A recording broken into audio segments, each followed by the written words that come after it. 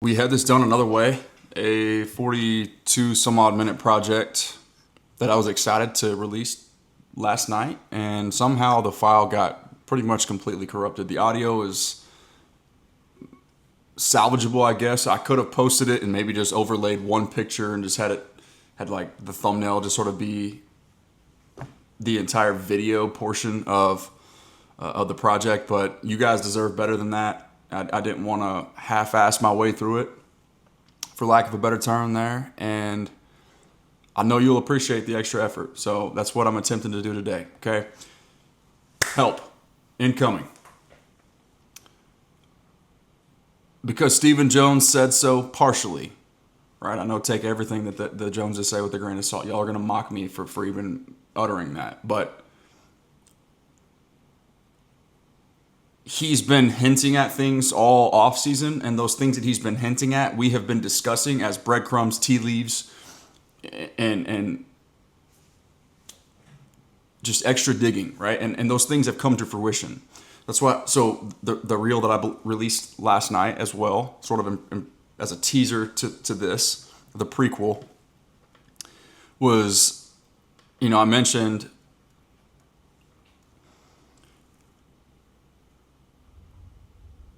my track record is pretty solid. Whenever I have a hunch along these lines, when they're gonna go out and make a swing, it's not because I'm some genius that knows more than you do.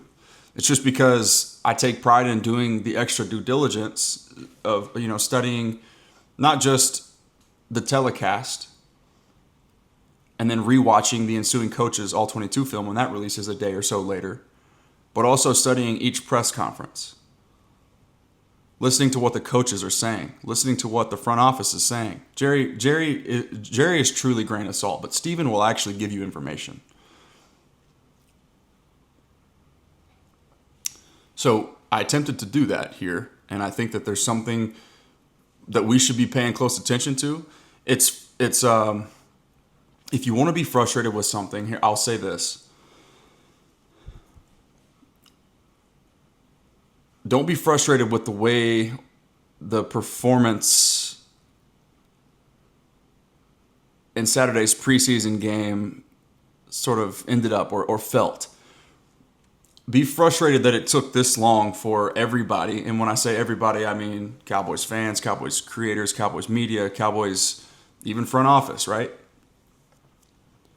All finally getting on the same page of, okay, yeah, we got to have some help come in here. Be frustrated that it took this long, right? That they sort of played with their food all the way up until preseason week 2. When we have been discussing this as an issue, not just for years, but all offseason long. So be frustrated with that, okay? But I feel like there's something in the pipeline yet again. It just sort of feels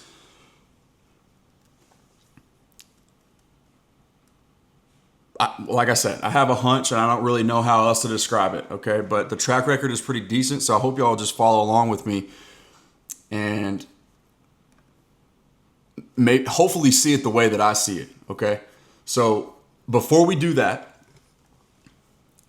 I want to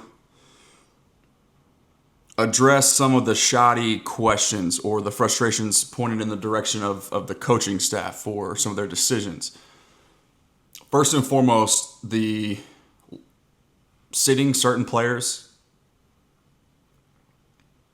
I think the Cowboys were the only team with a first-round rookie who is able-bodied that didn't participate in preseason week number 1. But that's going to change, okay? So once again, it just goes to show you the importance of actually listening and studying what the coaches are saying, okay? Shoddy, if you listen, they're telling you that they're practicing their butts off so hard that each rep is not only tracked. You'll hear Shoddy refer to AAR. I believe that's after action report. This is GPS technology that they have access to. These after action reports. So it's feedback based on data of their performance, their output, their physical condition during that day, at any given day. Okay, they have all this data. So everything's calculated. All right, so we're going to get to the first cut here. And I'm not going to play, once again, I don't want to risk the file getting corrupted yet again. But this is Brian Schottenheimer on preseason games, but in this case in particular, preseason week number 1 being just one piece of the puzzle. If you practice hard enough, which they are, they're answering a lot of their own questions behind the scenes. Just because you didn't see what you wanted to see, I get it. Everybody's excited. You know, you expect greatness. It's the first live reps, live bullets on national television. You're craving football. You want to see everything go flawlessly. It's just not real life. Or one part of the back end, but again, the preseason games are one part of the evaluation. Again, I've said it 1,000 times. We can get a lot out of practice. And if we practice the right way, which we do, we'll get a lot out of that. And so, if we practice the right way, which we do, okay? I saw it. I was on site for it. They practice hard, all right? And that's part of why you're seeing a lot of the injuries compile a little bit, right? There's not a ton of one-on-ones going on. It's all 11 on 11. Because that's when physicality comes to the forefront. That's when the pads get to thumping. Right? That's how you override and overrule, turn over the new leaf of physicality, a new identity with the foundation of toughness and physicality. Getting away, removing yourself from the Cowboys country club culture of old that has plagued you in the postseason when it matters the most. Okay, Shotty, what are you doing, man? Why are we getting pushed around? Why can we not run the football? Why are we throwing the ball 6 times to start the game with Joe Milton? Why aren't certain guys playing? How can guys get tougher? How can they get better? If they're not getting these live reps, the answer in Shotty's mind, but what they're doing, their calculation, their organizational philosophy for the preseason is we're going to practice our butts off so hard before the preseason games and in between preseason games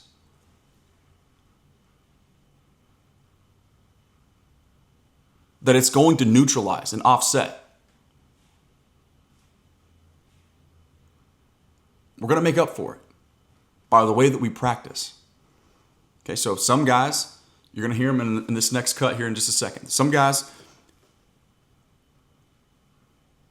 that are banged up, bruised up, sore from practices the week before, they were held out, and vice versa. Some guys that they're going to intentionally minimize their reps during the week to get them more reps in the preseason game. Okay, so it's all a calculation. Everything is what Shotty is saying is they're monitoring the physical output. You can't just go, you can't go hard nose in practice and then turn around a day or 2 days or 3, sometimes in some cases 3 days later, expect them to feel good enough to go hard at it again. If you're practicing the right way when they pad up, which they are today and tomorrow, then this is the right approach. All right, cut number 2. I believe it's the 14-minute mark. Yeah, that's exactly what it is, babe. I mean, literally, thinking back last couple of years with the AAR, what happens is if you do the big on Friday, after action report, your vets don't play. See, Friday they kind of get it off. They don't play Saturday. The mandatory day off is Sunday. Today they come back in and you can't practice because the guys played in the game are sore, and you wouldn't do that. So the next thing you know, you're 4 days of not doing anything, and I don't believe that that's the best way you get. It's too long. It's too long a period for these guys to not be playing football. How do you get good at football? You play football. And so the way we structured the practice schedules, the guys not playing in the game or limited in the game, they got 24 reps, and the guys that were going to play quite a bit in the game got 12 reps. And so I think that's very manageable. I think the guys worked hard. I challenged them to work hard, and so there you go. Okay, hopefully you get that right there. I don't want to get a copyright strike and show too much of this, but yeah. So it's all calculated. Okay. Now for Stephen Jones, once again, don't be frustrated. The sky's not falling with the way that things shook out in the preseason. Okay, give Shotty a break. Now, if you want to be frustrated with something, be frustrated that it took this long for the Cowboys to try to create competition. There's a word for you. At the defensive tackle position. I get it, they went out and got Perion Winfrey. I get it, they were aggressive in free agency getting Oso Odigizua back. Those two guys are different than what this Cowboys team has lacked. Upfield, pass rushy, interior defensive tackle types are not what this Cowboys team has lacked. We need somebody, and I get it. Eberflus, White Cotton, hopefully you saw the attack versus anchor video. Still a little bit perplexed by that. You know, I know how Aaron White Cotton wants to coach. And I know that he says that his philosophy matches Matt Eberflus, but Eberflus has had players in the past that are very different than what anything the Cowboys currently have. A body type like a Jay Toia, but Jay Toia is a 7th-round rookie. He's not going to save you. He ain't your savior in the postseason. Because you got to have guys that can do what he does for 80 snaps, not just 20 or 25 or 30. That's a rotational position. You need 4 or 5 of them. Yeah, you got Solomon Thomas, you got Oso Odigizua. Those are 2 locks. But then Perion Winfrey, Mozzie Smith, Jay Toia, probably going to carry 5 defensive tackles. But are those 3 who you're depending on? Whenever the Buffalo Bills want to go 12 personnel at you and run the football 49 times and Josh Allen only completes seven passes and still beat you by 30 and ease off the gas halfway through the third quarter because they were whooping you that bad? It was a glorified off day for the Bills.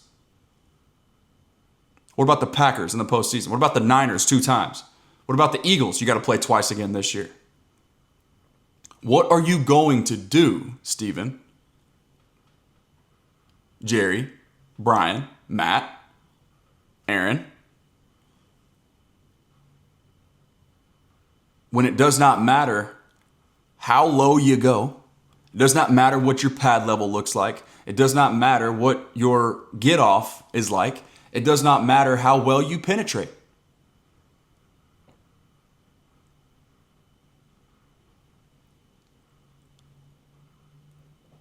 If you don't have the muscle in the middle to hold up for 80 plus snaps against the teams who are committed to going 12, 13, 21, 22 personnel at you, then what is your answer? Mozzie Smith misrepresented once again. Y'all know how I stand, where I stand.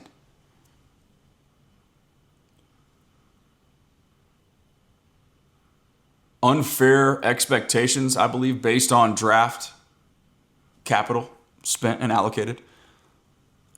Unfair to ask him to have another full-time job and lose weight, not just once but twice. Unfair to probably ask him, 2 out of the 3 coaches that he's had now, a new defensive line coach every year of his career so far, that are asking him to penetrate and do something completely different than what Wink Martindale had him master and what got him to be a first-round pick in the first place of his 2-gapping style of just basically, hey, anchor the middle. We don't need you to have a quick get-off and try to go rush the passer and lose 30 pounds. We just want you to occupy blocks and eat up space. Can you do that? Mozzie played much better than what the narrative is, by the way. Okoye did a great job of bringing that to light. I agree. Most of y'all are, I get it. You've already mailed him in. And so there's nothing that he can do at this point to change your mind on him. But I think that that's due to expectation based on draft compensation. So in other words, he's screwed no matter what he does. But the Cowboys do not have a Mozzie Smith problem. The Cowboys have a Cowboys problem at the defensive tackle position. It is years upon years of negligence. Solving the interior defensive line, the one tech, the nose tackle, hey, I refuse to get bullied today. That kind of guy. So let's listen to Stephen Jones. From DallasCowboys.com, on YouTube, Brandon Lurie he pulled the clip and posted this on Twitter. Stephen Jones candid about 2 areas of the roster he's concerned about. This is a couple days ago, August 7th, when this was posted. Here we go.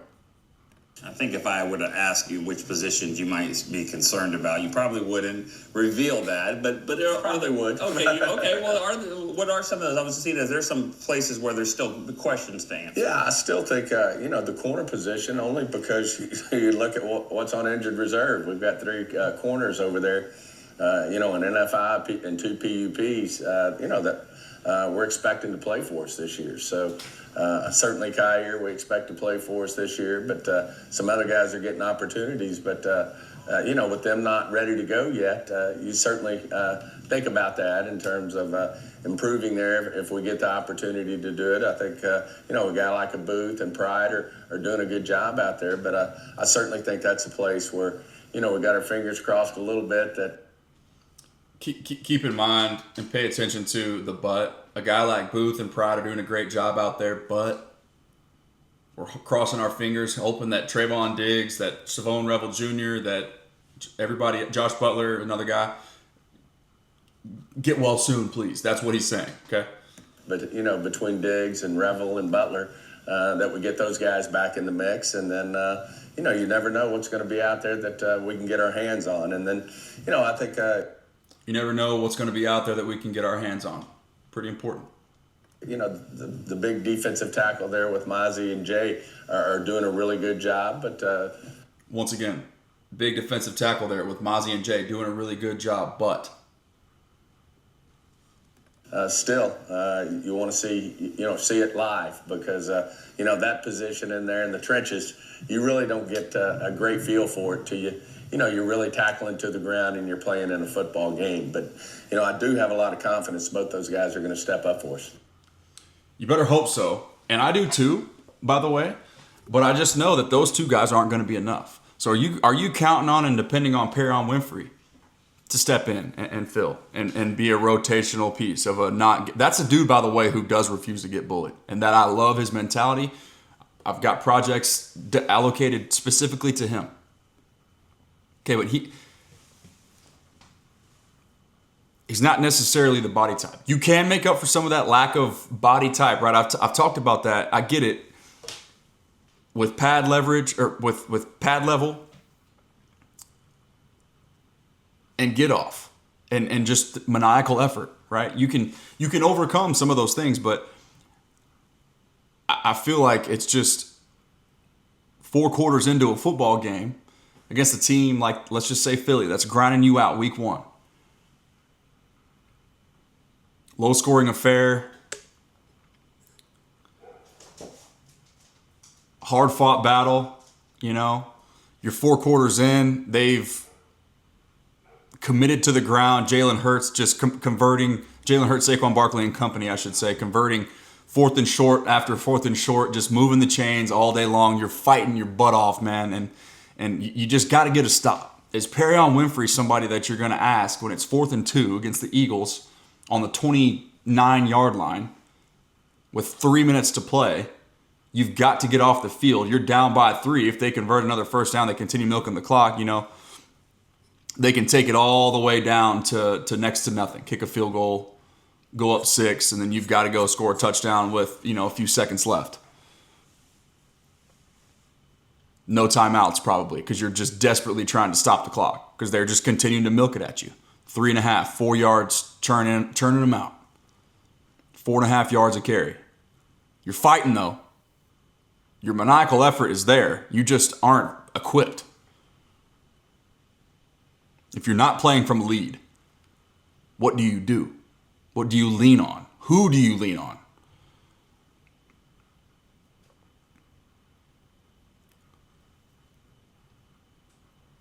There are some names to know, names that we will continue to discuss, but I want you guys to make sure that you hit that subscribe button so that I can continue bringing those to you.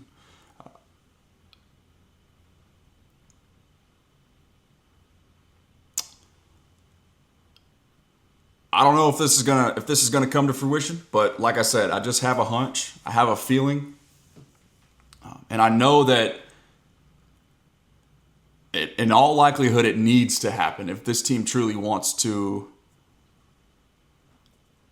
to achieve what I think they're capable of achieving with their pass rush, with their aerial attack, and with their interior offensive line physicality. They're almost there. They're a couple pieces away. They need some luck on the health front at the cornerback position. I'm not worried about running back. That's number 3 on the list of worries for me. Maybe even 4. Because it's more about the how than the who.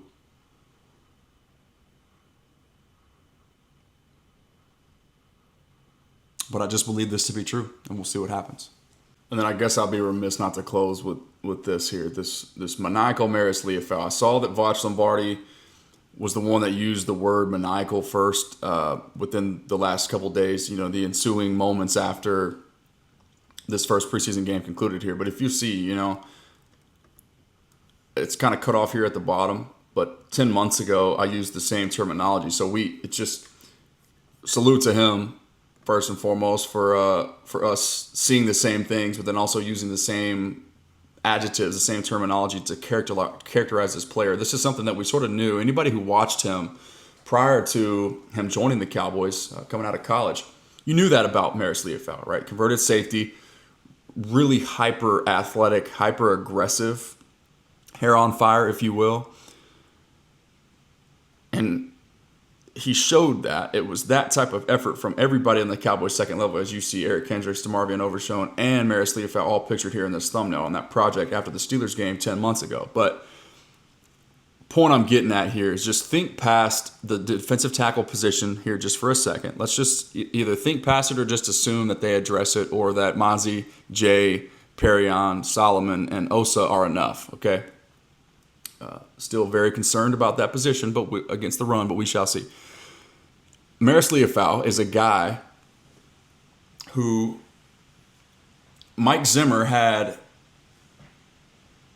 30-year veteran coach with plenty of skins on the wall, known for being a hard-nosed guy, seen everything that there is to see, okay? Not going to go out of his way to just praise some rookie. In rookie minicamp, this is 2024 I'm talking about now, Maris Leofau, right? When you're a rookie, you got to earn it, okay? There's levels to this stuff, and you don't just get praised for without earning that, right? You walk into a professional locker room, especially with a hard-nosed dude like Mike Zimmer, for him to go out of his way to say, this is one of the smartest guys that I've ever coached, that really stood out to me. That's when I was like, all right, I feel like this is going to be a contributor, a guy that we know that we can depend upon, that's going to blossom into a really fun player. Because the maniacal effort we could see on film, but we didn't necessarily know what his instincts were like, how well he processed information. Could he, is he going to make it at the next level, make that transition? And Mike Zimmer almost confirmed it just right then and there. Rookie minicamp last year, when he went out of his way to acknowledge how smart, how brilliant Maris Leofau was. So this thread here, you guys liked it. I didn't know it was going to go this crazy, almost 200,000 views, but I mean, the first from the jump, he sets the tone on the opening kickoff.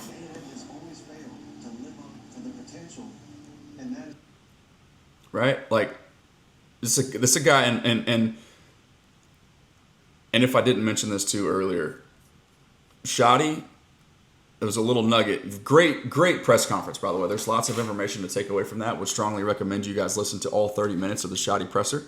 But he kind of, I don't know if he meant to, if it slipped or what, but if you take it at face value, he said a starter running down on the opening kickoff and making a play like that should tell you something. That should open your eyes. Okay, so maybe accidentally uncovering a starting linebacker here.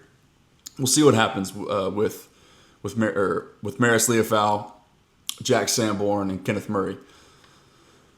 But the same thing, on the same conversation that I meant to discuss with the whole Joe Milton thing, right? 6 straight passes to start the game. That's a guy who just needs reps. Okay? All calculated. Not Shoddy going against everything that he's trying to attempt to override and create with the physicality, a turn of a new leaf with a new foundation, founded and built and structured on toughness and physicality. So why are you going to go out there and throw the football 6 times, Shoddy? What are you doing? Well, he answered that in the press conference. It's because Joe Milton needs the reps. Okay, nothing more, nothing less. It is what it is. Let's leave that be. Now, Once again, well read here, solid thump. You see it from the side view. He kind of comes down, and you could see Blake Corum snap there's a little bit of a recoil, a little bit of pop, more so than what you can tell from this end zone camera here. But it's just him breaking down, making sure that he contains the edge, and then he shoots that gap, just gets in there and cleans it up and stops him almost right in his tracks, right? So I just like the instincts there that, to me, that just showed some of the things that we've been hearing. But then here's another clip, lateral fluidity. Former safety, keep in mind. And you just see him get hands. So this is zone coverage. You see him get hands on Drake Stoops here, kind of run him off his route, redirect him, and then still have the wherewithal to pursue and get an angle, get a beat on that pass catcher, that tight end there. And he eliminates any yakability that would have otherwise happened, even with the missed tackle. So really good sideline to sideline energy, really good instincts. Once again, just showing you what he's seeing and the physical ability to get there and to take care of it after he sees it. He's just beaming with confidence right now, and that's just another example. So here you go, taking Blake Corum for a walk. This is when I almost stood up out of my chair. Just watch what he does to Blake Corum. And keep in mind, Blake Corum is a guy literally takes him for a walk almost directly into the lap of Stetson Bennett. He kind of has to avoid him to get that throw off there. But Blake Corum is a national champion, comes from a Jim Harbaugh team, if you will. You'll talk about hard-nosed, toughness, physicality.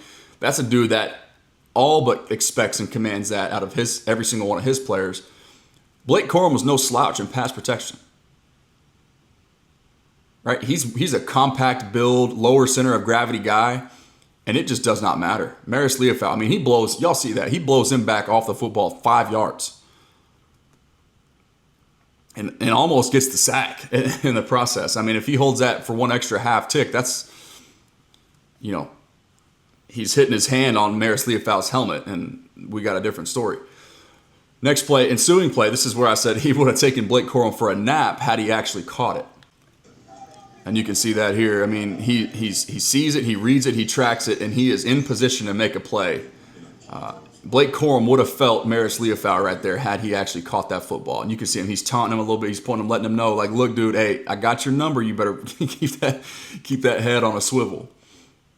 So that was cool. And then finally, be remiss. So here's another one right here. This is a really cool textbook play to me, okay? You see Perion Winfrey crash. I guess his job, he's coached to eliminate the running back in that situation. Maris Leofau reads Perion Winfrey's instinct, all right, or his crash, instantly replaces, gets downhill, contains the edge. Watch, break down, force Stetson Bennett, by the way, really good athlete in his own right, stops him in his track. He thinks he's got that edge, but Maris Leofau gets there so quickly, he says no. So Stetson Bennett, once again, really good athlete, has to redirect.